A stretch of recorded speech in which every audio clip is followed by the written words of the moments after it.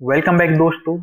इस क्लास में दोस्तों हम डिफरेंस जानने वाले हैं जीपीयू एंड सीपीयू में। तो जैसे कि हमारी जो लास्ट क्लास थी उसमें मैंने आपको बताया कि जीपीयू होता क्या है, तो वो क्लास देखने के बाद मेरे को नहीं लगता कि आपके माइंड में कोई भी डाउट रह गया होगा जीपीयू के बारे में।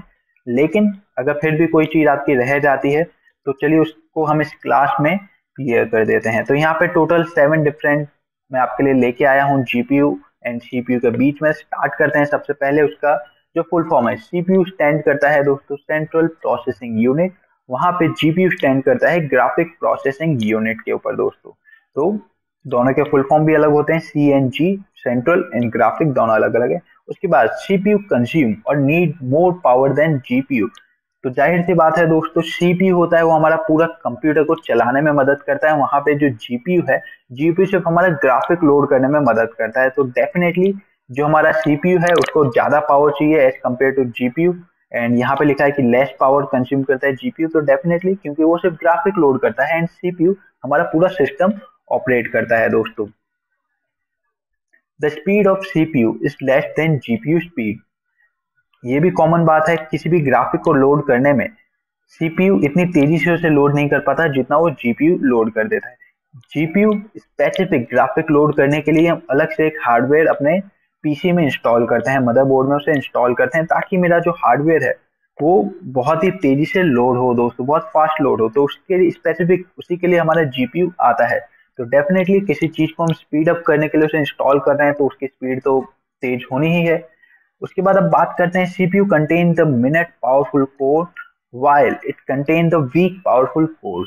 तो सीपीयू मिनट पावरफुल कोर इसलिए कंटेक्ट करता है क्योंकि सीपीयू को पूरा पीसी हैंडल करना है एंड जीपीयू को सिर्फ ग्राफिक यूनिट ही हैंडल करना है दोस्तों।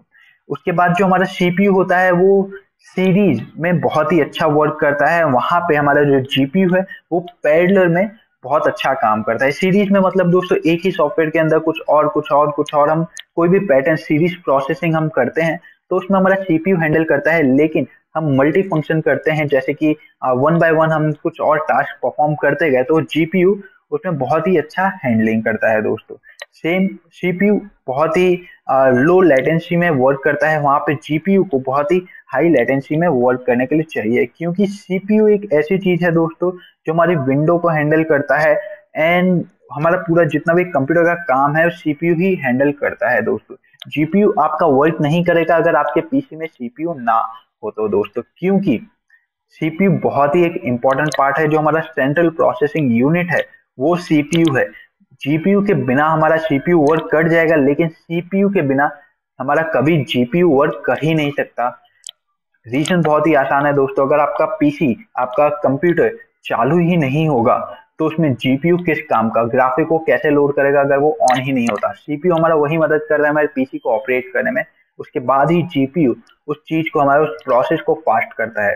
तो उम्मीद करता हूँ आपको पता चला हो दोस्तों कि सीपीयू क्या होता है, जीपीयू क्या होता है। एक बात आप हमेशा याद रखिए, अगर सीपीयू नहीं होगा तो जीपीयू किसी काम का नहीं है। तो चलिए अब मिलते हैं आपसे हम अगली क्लास में।